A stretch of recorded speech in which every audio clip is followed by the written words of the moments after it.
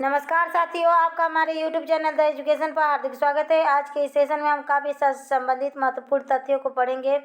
इससे पहले काव्य शास्त्र से संबंधित 2 क्लास हो गए हैं। आज का यह क्लास नंबर 3 है। आप सबको उस क्लास को देखना होगा तो चैनल के मुख्य पृष्ठ पर जाकर देख लीजिएगा। काव्य शास्त्र के तीनों लेसन से आप सबके काव्य शास्त्र से संबंधित किसी भी कंपटीशन एग्जाम में एक भी प्रश्न गलत नहीं होंगे, क्योंकि इसमें काव्य शास्त्र का शून्य से शिखर तक क्लास है कि एकदम छोटे लेवल से लेके बड़े लेवल तक इसमें पढ़ाए हैं। एक भी चीज़ टीजीटी परीक्षा, बिहार टीजीटी परीक्षा से एक भी प्रश्न गलत नहीं होंगे। जो 9th 10th के लिए वैकेंसी आने वाली है 2023, उसके लिए बेहद उपयोगी क्लास होगी। बीपीएससी 2023 टारगेट है 80 नंबर। 80 नंबर में आपके सब्जेक्ट में शामिल है काव्य शास्त्र, भाषा विज्ञान, गद्य पद्य, नाटक, उपन्यास। उसमें से काव्य शास्त्र से शुरुआत की हैं। आज ही इसका क्लास नंबर 3 है। तो देर न करते हुए चलिए सेशन की शुरुआत करते हैं। अगर चैनल पहली बार विजिट किए होंगे तो आपसे नम्र निवेदन है, सेशन को लाइक कर दीजिएगा। सेशन पसंद आए तो चैनल को सब्सक्राइब कर लीजिएगा। हिंदी आचार्य द्वारा काव्य लक्षण। भक्ति काल एवं रीति काल के आचार्य द्वारा दिए गए काव्य लक्षण। भक्ति काल के आचार्य द्वारा दिए गए काव्य लक्षण इस प्रकार है। पहले हैं तुलसीदास। तुलसीदास ने कौन सा काव्य लक्षण दिया है? कीरति भनिति भूति बल सोई, सुर सरि सब कर हित होई। अर्थात तुलसीदास सबका हित करने वाली साहित्य को क्या कहते हैं? काव्य रचना मानते हैं। काव्य के बारे में परिभाषा दिए हैं कि वह साहित्य जिसमें सबका हित हो वह काव्य कहलाता है। नेक्स्ट उनका है कथन, किन्हें प्रकृति जन गुण गाना। किन्हें प्रकृति जन गुण गाना, सिर धुनि गिरा लागी पछिताना। अर्थात तुलसीदास भक्ति काल के कवि हैं, आचार्य नहीं। उन्होंने लोकहित के लिए काव्य लिखा है, लोगों के हित के लिए। रीतिकाल के आचार्य द्वारा दिए गए काव्य लक्षण। अभी भक्ति काल के आचार्य द्वारा तुलसीदास का कथन देखें। अभी काव्य के विषय में रीतिकाल के आचार्यों का काव्य लक्षण और काव्य परिभाषा के विषय में रीतिकाल के आचार्यों द्वारा दिया गया काव्य लक्षण के बारे में देखेंगे। केशवदास रीतिकाल के प्रथम अलंकारबाजी आचार्य केशवदास माने जाते हैं। केशवदास क्या हैं? अलंकारबाजी आचार्य।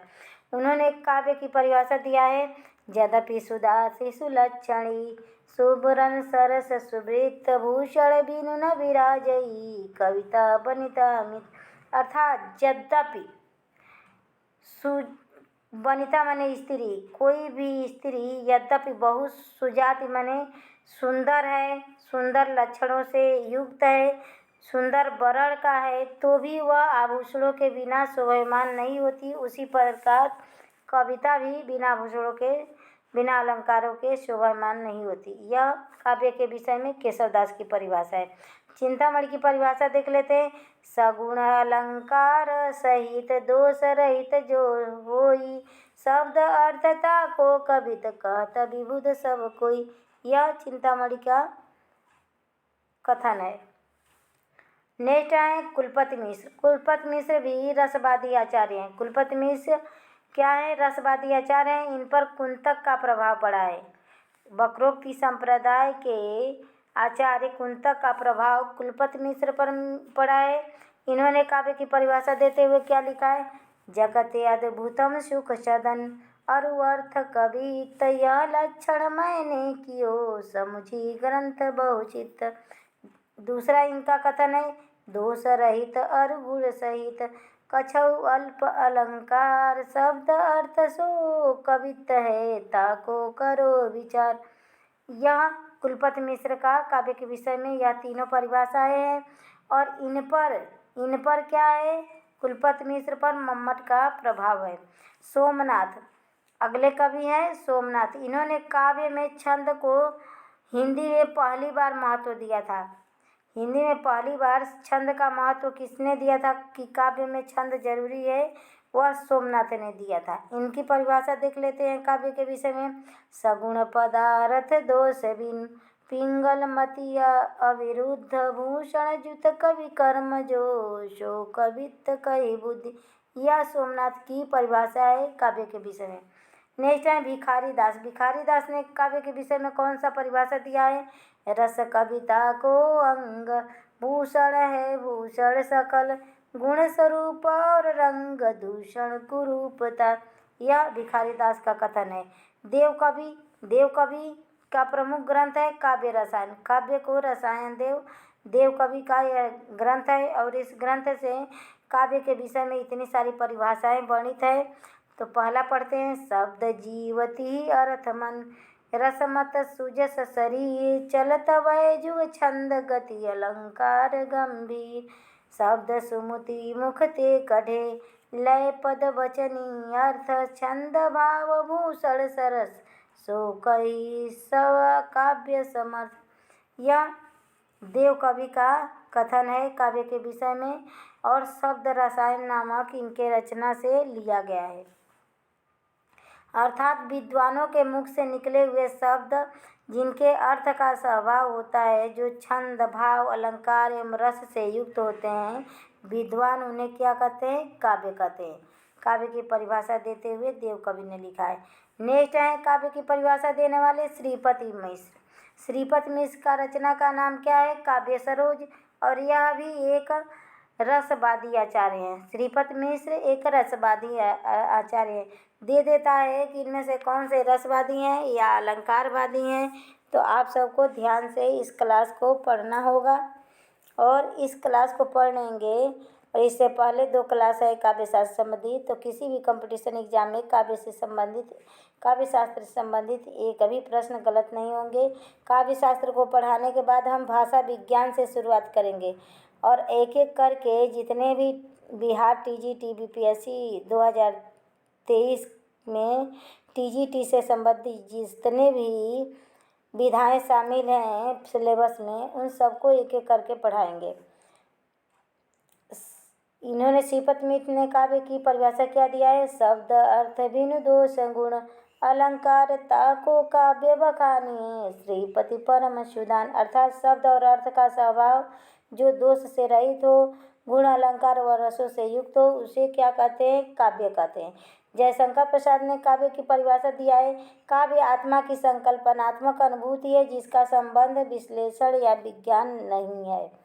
कि काव्य आत्मा से जुड़ा है, किसी विश्लेषण करने से या विज्ञान से नहीं जुड़ा हुआ है। काव्य आत्मा से जुड़ा है। काव्य आत्मा की संकल्पनात्मक अनुभूति है। जयशंकर प्रसाद। महावीर प्रसाद द्विवेदी द्वारा काव्य की परिभाषा दिया गया है कि ज्ञान राशि के संचित कोश का नाम क्या है? साहित्य है। साहित्य के बारे में आचार्य महावीर प्रसाद द्विवेदी ने यह परिभाषा दिया है। बाबू गुलाब राय की परिभाषा देखते हैं। काव्य संसार के प्रति कवि की भाव प्रधान मानसिक प्रतिक्रियाओं का श्रेय को प्रेय देने वाली अभिव्यक्ति है। कौन सी? कविता। महादेवी वर्मा ने कविता की परिभाषा देते हुए कहा है कि कविता कवि की विशेष भावनाओं का चित्रण है और वह चित्रण इतना ठीक है कि उसके जैसी भावनाएं दूसरे के हृदय में आविर्भूत हो जाती है। कि जो कवि लिखता है, जो पाठक पढ़ता है, उसे दूसरा उसके हृदय में वह आविर्भूत हो जाती है। पंत ने काव्य की परिभाषा देते हुए लिखा है, कविता हमारे परिपूर्ण क्षणों की बाड़ी है। आईएमपी लगा लीजिए, बहुत सारे कंपटीशन एग्जाम में पूछा गया है कि यह किसका कथन है कि कविता हमारे परिपूर्ण क्षणों की बाड़ी है। यह सुमित्रा नंदन पंत का कथन है। मुंशी प्रेमचंद्र ने काव्य के विषय में क्या कहा है कि साहित्य जीवन की आलोचना है। कुलपति मिश्र ने काव्य के विषय में क्या कहा है? जगते अद्भुतम लोकोत्तर चमत्कार यह लक्षण मैं करवाऊँ। यह कुलपति मिश्र का कथन है। डॉक्टर नगेंद्र ने काव्य की परिभाषा क्या दिया है? रसात्मक शब्दार्थम काव्य है और उसकी छंदोमय विशिष्ट विधा आधुनिक अर्थ में कविता है। कविता की परिभाषा देते हुए डॉक्टर नगेंद्र का कहना है। अज्ञेय जी ने क्या कहा है कि कविता सबसे पहले शब्द है और अंत में भी यही बात रह जाती है कि कविता शब्द है। यह अज्ञेय जी का कथन है। सुदामा पंडित धूमिल के कथन देख लेते हैं कि कविता भाषा में आदमी होने का तमीज है। भाषा में क्या है? आदमी होने का तमीज है। इन्होंने सरकार पे व्यंग करते हुए संसद से सड़क तक लिखा है। तो आदमी का ही, एक आदमी रोटी बेलता है, वो एक आदमी रोटी खाता है, तीसरा आदमी न रोटी बेलता है न खाता है, वह तीसरा आदमी कौन है? हमारे देश की संसद मौन है। उससे कोरिलेट कीजिए कि आदमी आया है, तो सुदामा पंडित धूमिल ने आदमी पर बहुत सारा कविताएं रचे थे। तो कविता भाषा की आदमी होने का तमीज है। यह सुदामा पंडित धूमिल का कथन है काव्य के विषय में।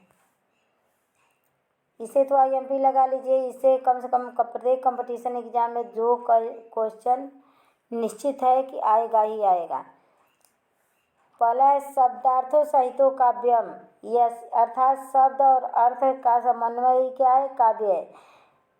काव्य शास्त्र का यह परिभाषा आचार्य भामा ने दिया है। भामा अलंकारवादी आचार्य और अलंकार शास्त्र के प्रणेता है। दूसरा है संक्षेपात का वाक्य व्यवसिन्ना पदावली काव्यम।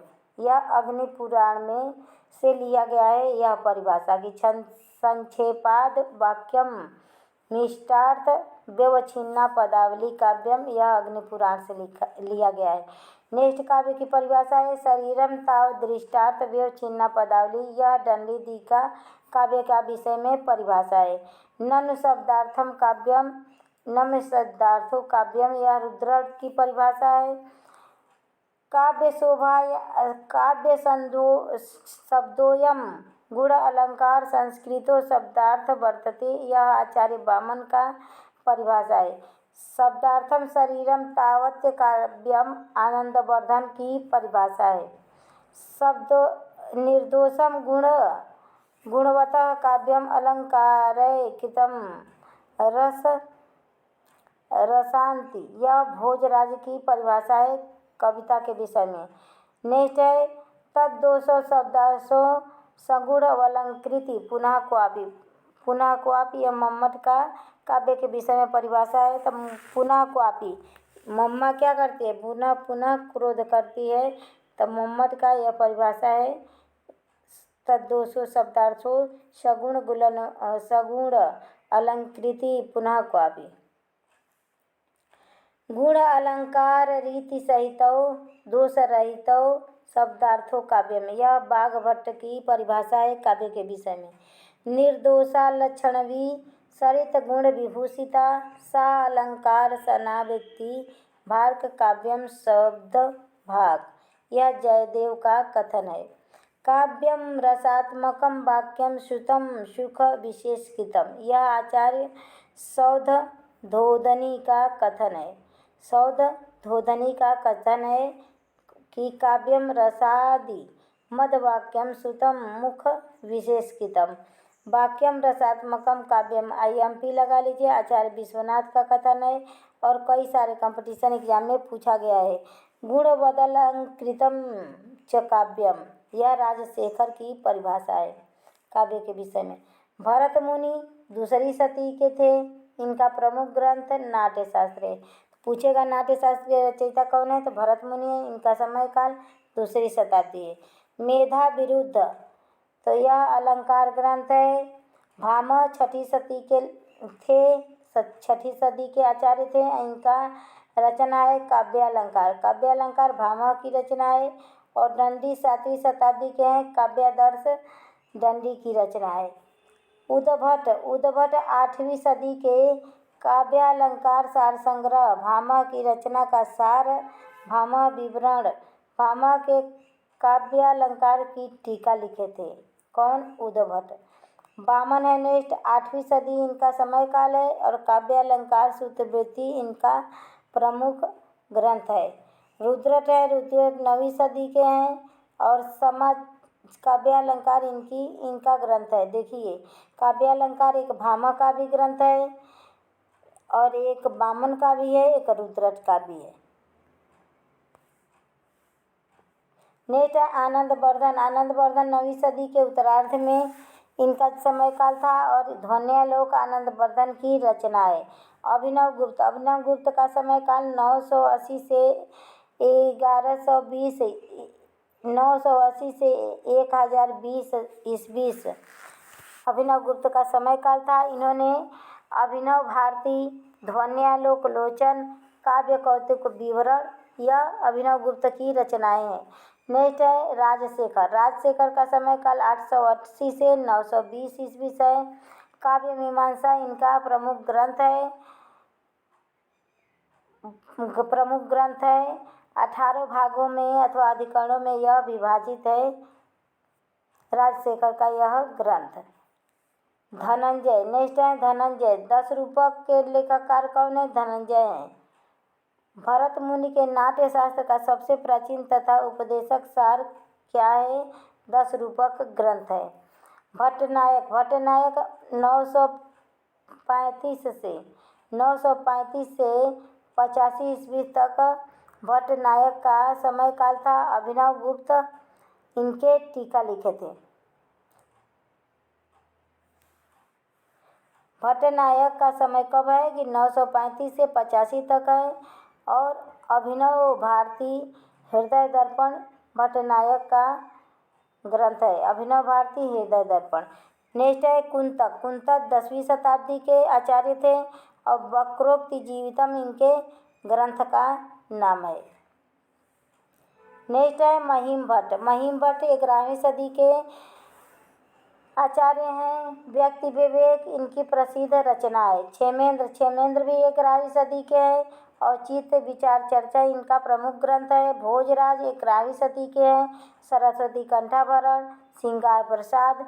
श्रृंगार प्रकाश को अलंकार शास्त्र का विश्वकोश कहा जाता है। भोजराज ने श्रृंगार को रसराज और मूल रस दिया था।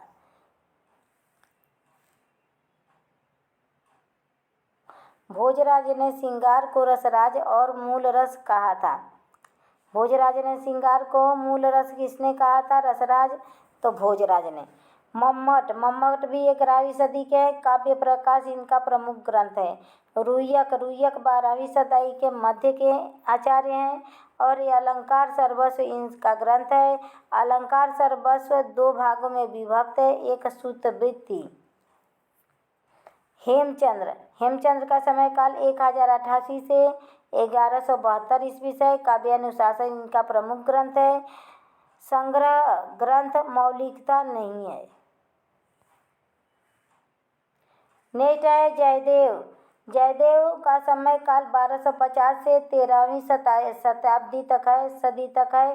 चंद्रालोक जयदेव का प्रसिद्ध रचना है। कविराज विश्वनाथ। कविराज विश्वनाथ 14वीं सदी के आचार्य हैं। साहित्य दर्पण इनका प्रमुख ग्रंथ है। IMP लगा लीजिएगा। शारदा तनय। शारदा तनय का प्रमुख ग्रंथ भाव प्रकाश है। नाट्य शास्त्र के विषय में महत्वपूर्ण ग्रंथ इन्होंने भाव प्रकाश नाम से लिखा था शारदा तनय ने। नेक्स्ट है रूप गोस्वामी। रूप गोस्वामी का समय काल 15 से 16 सदी था। हरिभक्त सारमृत सिंधु और उज्ज्वल नीलमणि और नाटक चंद्रिका यह 3 ग्रंथ रूप गोस्वामी के हैं। पंडित राज जगन्नाथ का समय काल क्या है? 1590 से 1665 ईस्वी और रस गंगाधर इनका प्रमुख ग्रंथ है। वेद व्यास। वेद व्यास इनका प्रमुख ग्रंथ है। अनुकरण। वेद व्यास ने अग्नि पुराण का रचना किया था। पूछेगा अग्नि पुराण के लेखक कौन है? तो महर्षि वेद व्यास हैं। नेक्स्ट है रचनाकार ग्रंथ। कुंतक ने वक्रोक्ति जीवितम नामक ग्रंथ लिखा। रामचंद्र गुणचंद्र ने नाट्य दर्पण को लिखा। भानुदत्त ने रसमंजरी और रस तरंगिणी को लिखा। केशवदास ने अलंकार और शेखर नामक ग्रंथ लिखा। अभय दीक्षित ने चित्र मीमांसा, कुमलयानंद और वृत्तिवर्तिका यह अभय दीक्षित की रचना है। भट्टतौत ने काव्य कौतुकम लिखा। राजशेखर ने काव्य मीमांसा लिखा। कल्हड़ ने राजतरंगिणी लिखा। अब पाश्चात्य आचार्यों द्वारा दिए गए काव्य लक्षण के बारे में पढ़ लेते हैं। तो पहला है ड्राइडन। ड्राइडन ने काव्य लक्षण क्या दिया है? काव्य की परिभाषा कि काव्य सुस्पष्ट संगीत है। संगीत कविता है। काव्य सुस्पष्ट संगीत कविता है। यह ड्राइडन का कथन है। कार्लाइस का कथन है काव्य संगीतमय विचार है। यह काव्य के विषय में कार्लाइस का परिभाषा है। वुडवर्थ ने क्या लिखा है? कविता हमारे प्रबल भावों का सहज उद्रेक है। विल्सन ने क्या परिभाषा दिया काव्य की? की भावनाओं से रंजित बुद्धि काव्य है। जॉन मिल्टन ने क्या दिया? तो जॉन मिल्टन ने कहा कि सरल, प्रत्यक्ष तथा रागात्मक अभिव्यक्ति क्या है? काव्य है। जो सरल हो, प्रत्यक्ष हो और रागात्मक हो, मतलब लयबद्ध तरीके से गाया जाता हो, अभिव्यक्ति किया जाता हो, वही क्या है? काव्य है। एडगर एलन पो ने क्या कहा? तो सौंदर्य की लयपूर्ण सृष्टि काव्य है। सौंदर्य की जो लयपूर्ण सृष्टि है वही कविता है। मैथ्यू अर्नाल्ड ने काव्य की परिभाषा क्या दिया है? तो कविता मूल रूप से जीवन की आलोचना है। कविता क्या है? मूल रूप से जीवन की क्या है? आलोचना है।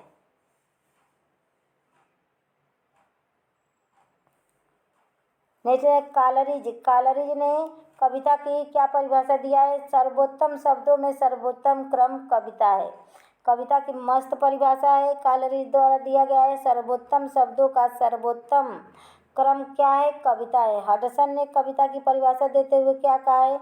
कविता जीवन की व्याख्या है। पीबी शैली ने कविता की परिभाषा देते हुए क्या लिखा है? कविता सर्वाधिक सुखों और सर्वोत्तम मनोभावों और सुखपूर्ण क्षणों का लेखा-जोखा है। काव्य के विषय में यह पीबी शैली की परिभाषा है। पीबी शैली की एक और परिभाषा है, काव्य कल्पना की अभिव्यक्ति ही कविता है। पीबी शैली ने क्या लिखा है? जो हमारे कल्पना की अभिव्यक्ति होती है उसी को कविता कहते हैं।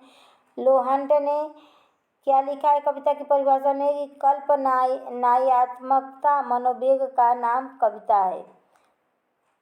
जॉनसन ने कहा है, डॉक्टर जॉनसन ने कहा है, कविता वह कला है जो कल्पना की सहायता से विवेक द्वारा सत्य और आनंद का संयोजन करता है। नेक्स्ट है जॉनसन ने कविता की परिभाषा दिया है, छंदमयी वाणी ही क्या है? कविता है। छंदमयी वाणी ही क्या है? कविता है। तो डॉक्टर जॉनसन ने लिखा है छंदमयी वाणी ही कविता है। तो आज काव्य से संबंधित लेसन समाप्त हो गया। हमने काव्य का अर्थ, परिभाषा, विभिन्न विद्वानों ने काव्य का वर्गीकरण कैसे किया, काव्य का परिभाषा लक्षण कैसे दिया, यह सब इस क्लास में हमने पढ़ा। तो कैसा लगा सेशन पसंद आए तो प्लीज़ चैनल को सब्सक्राइब कीजिएगा, लाइक कीजिएगा, शेयर कीजिएगा। नमस्कार दोस्तों, धन्यवाद।